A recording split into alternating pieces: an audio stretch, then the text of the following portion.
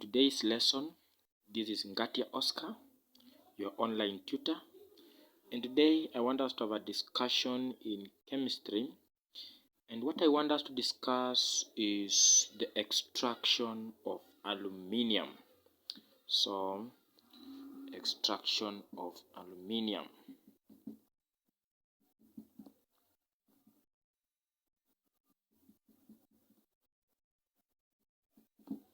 So, first to begin with, aluminium can have its chemical formula getting written as capital A, small l, that is aluminium. And of course, in the periodic table, aluminium is number 13. So that means the atomic number or proton number of aluminium, capital A, small l, is 13. Great. So to actually move forward to something else, in as far as the extraction of aluminium from its ore is concerned, it's good for you to also know that the electron configuration of aluminium, the electron configuration of aluminium is 2, then less 2, maybe 11, then dot, then less 8. So you have to write again 8. So you've written 2, you've written 8. So 3 is actually the remainder. So I'm going to write here 3. So with that information, in as far as the electron configuration of this element is concerned, it's good for you to know that it is actually going to be found in group 3. Why? Because it has 3 electrons in the outermost energy level, and this element can be found in period 3. Get the difference. The group gets written using the Roman numbers, and the period gets written using just the numerals. Very, very important. After I'm done with that part, it's good for you to note that obviously this element is going to react by losing 3 electrons. The scale I always use to explain to students is this: 1, 2, 3, then 4, 5, then 6, then 7. So it's not good for me to include 8 because group 8 elements do not lose and at the same time they do not gain. Why? Because they are stable, like helium, argon, neon, krypton, xenon, and radon. They are actually referred to as noble gases, rare gases, inert gases, or inactive gases. They are stable, with an exception of xenon, which can take part in some reactions. Why? Because its outermost electron is far away from the nucleus, so it can allow this element to take part in chemical reactions. But the other ones are actually unreactive. They are inert or inactive, and that makes it easier for them to get even used in actually making light bulbs. Like argon can get mixed with the nitrogen to provide an inert environment in light bulbs to prevent the oxidation of the hot filament in light bulbs.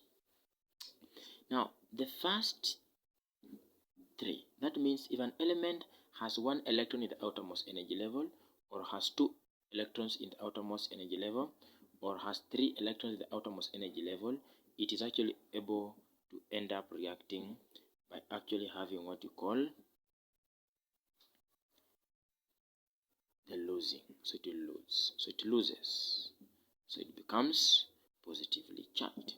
That obviously becomes a metal. If an element actually reacts by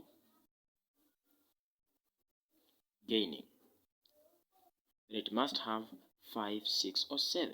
In that process, it becomes negatively charged. So it has 5 electrons in the outermost energy level, or 6 electrons in the outermost energy level, or 7 electrons in the outermost energy level. It is going to gain, and then at the end of the day, it becomes negatively charged. So this forms what you call a cation, and this forms what you call an ion, a positively charged particle after a metal loses an electron or electrons. A negatively charged particle, when a non-metal gains an electron or electrons to become stable. Good. From this information, it is obviously true that aluminium is a metal. So you can say extraction of aluminium metal. Great. Having said that, why do we have to force ourselves extracting aluminium from its ore? It's because aluminium has a wide range of applications. It can be used in several areas in as far as our lives are concerned. In this case, manufacturers actually tend to have an upper hand in as far as the presence of this element in the environment is concerned. Now, when aluminium gets extracted, it's good for us to understand one, that the process of extracting aluminium from its ore is called Heroult process. The process of extracting aluminium from its ore is referred to as the Heroult process. But now, in as far as its position in the reactivity series is concerned, we always use what we call electrolytic approach. Electrolytic approach.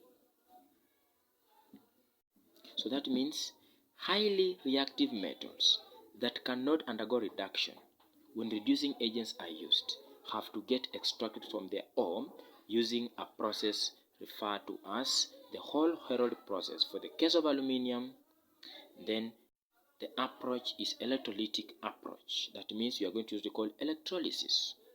Why? Because this is a highly reactive metal that cannot be able to get extracted from its ore through reduction.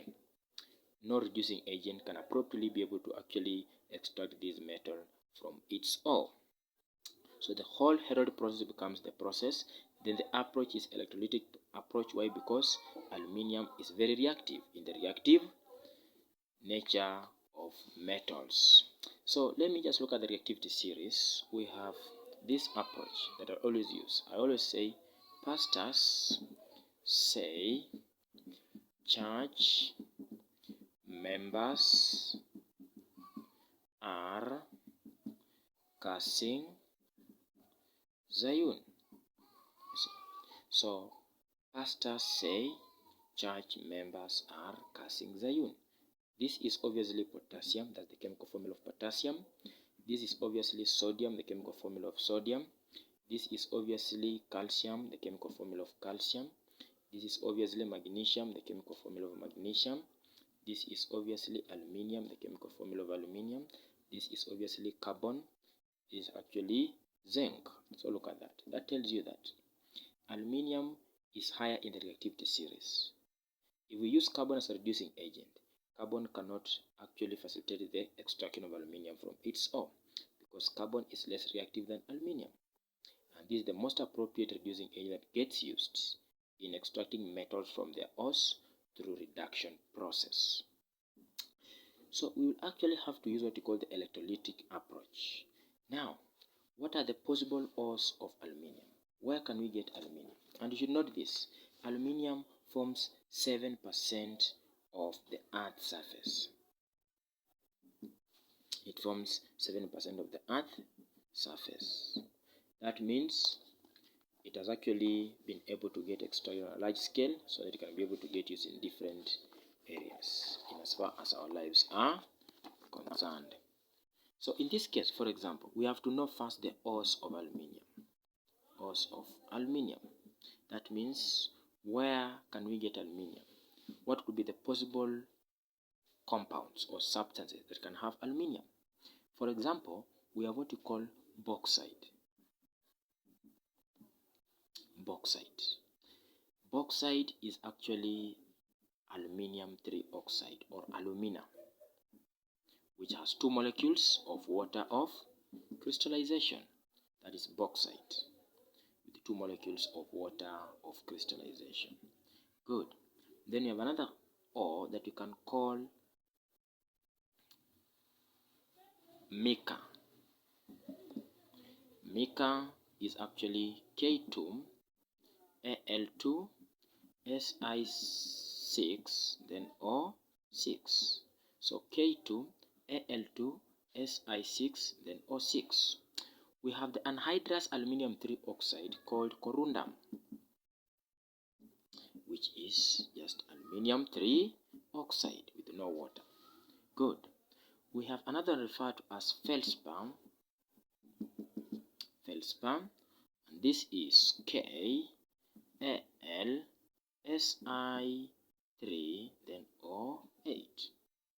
So bauxite, mica, corundum, and feldspar can be the ores, the sources of this metal called aluminium.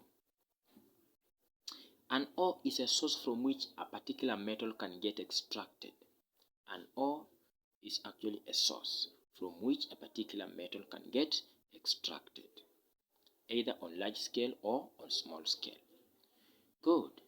And it possibly has to be a mineral that gets actually mined from the ground. Of all these ones, the ore that occurs in abundance and the ore that you can even be able to call the chief ore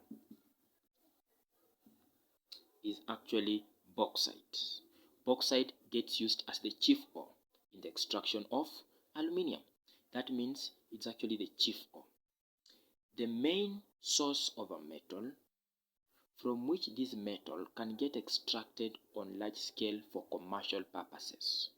The main ore from which a particular metal can get extracted on large scale for commercial purposes. So bauxite can become the main ore, which can be able to have it getting used to extract aluminium on large scale for commercial purposes.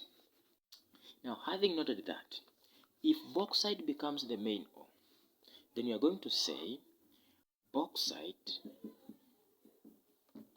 is able to get used as the main ore, and its chemical formula is aluminium 3 oxide with 2 molecules of water of crystallization. This bauxite, as the main ore of aluminium, is actually always accompanied by impurities. For example, there are 2 main impurities that accompany aluminium 3 oxide, which is actually having 2 molecules of water of crystallization. These are, number 1, iron 3 oxide and silicon 4 oxide. So we have silica, which is silicon 4 oxide, that is the first impurity.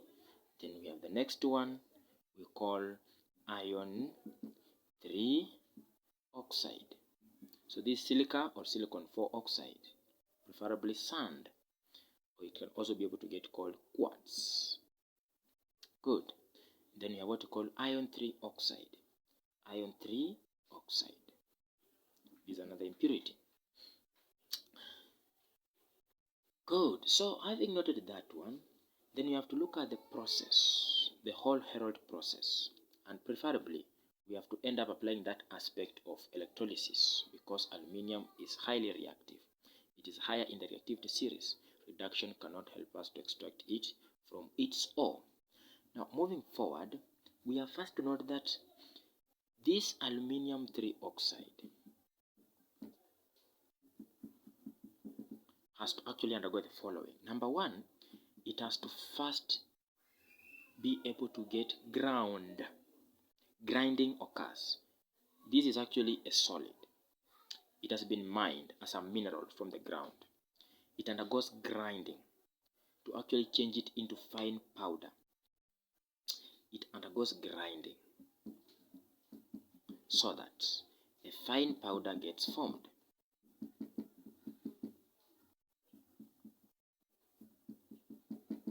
Okay. Then that fine powder is dissolved in sodium hydroxide. So the fine powder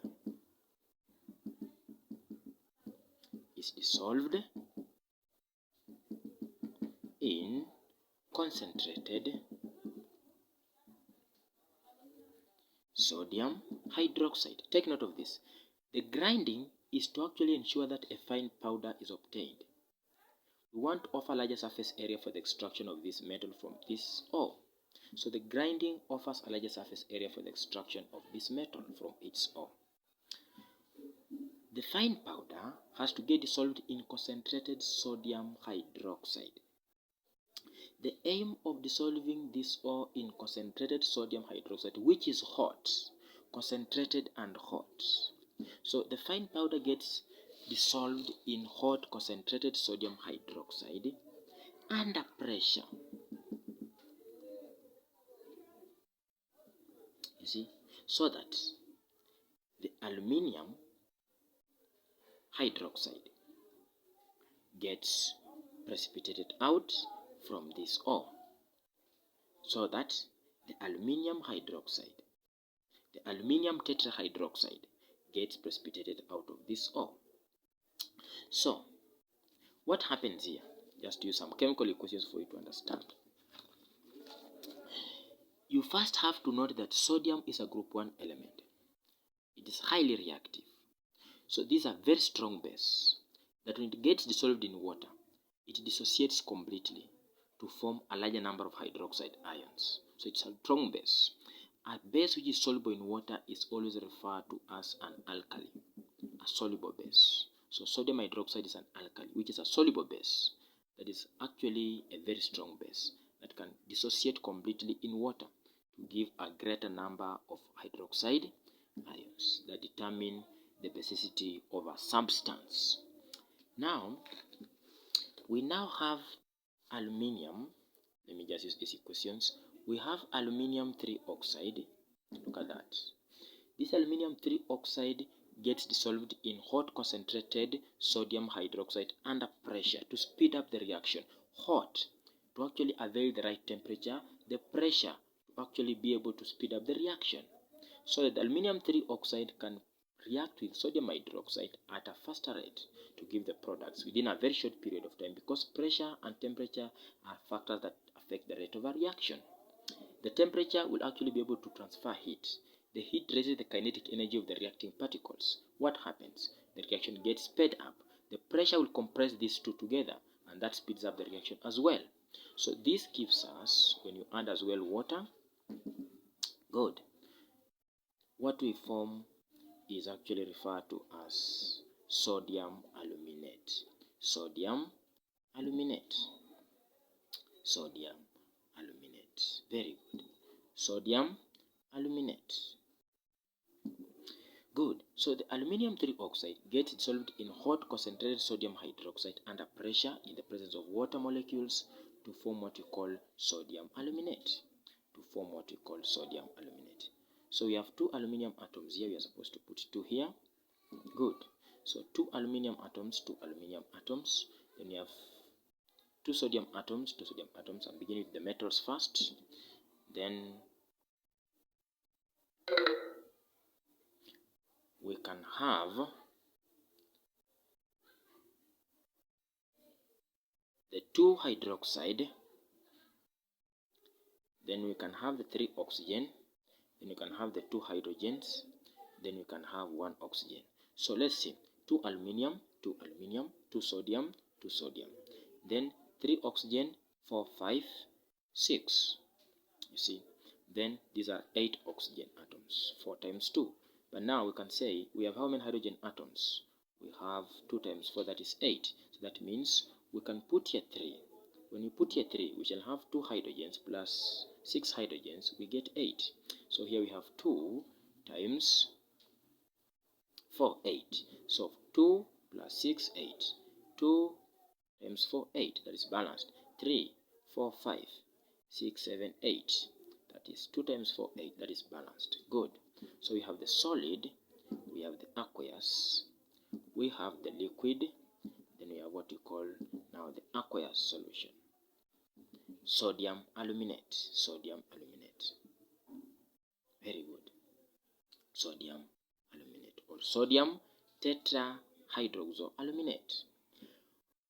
Okay, so having done that one, you should note that now we have formed this as the product. The same sodium. Now, what makes it possible for sodium hydroxide to react with aluminium 3 oxide? Remember, aluminium 3 oxide or alumina is amphoteric. That means it has the ability to react with both an acid and a base. So an amphoteric substance like aluminium 3 oxide has the ability to behave as an acid and and as well as a base. So in this case, aluminium 3 oxide is behaving as an acid, so it reacts with the base to give sodium aluminate. The water is here to dissolve this solid so that we can be able to get a solution. Okay, so having said that, we should be able to note that now the same sodium hydroxide, and remember this one is actually a white crystalline solid. A white crystalline solid. The same sodium hydroxide can be able to react with this impurity. Remember, the two main impurities found in this are the silicon 4 oxide and the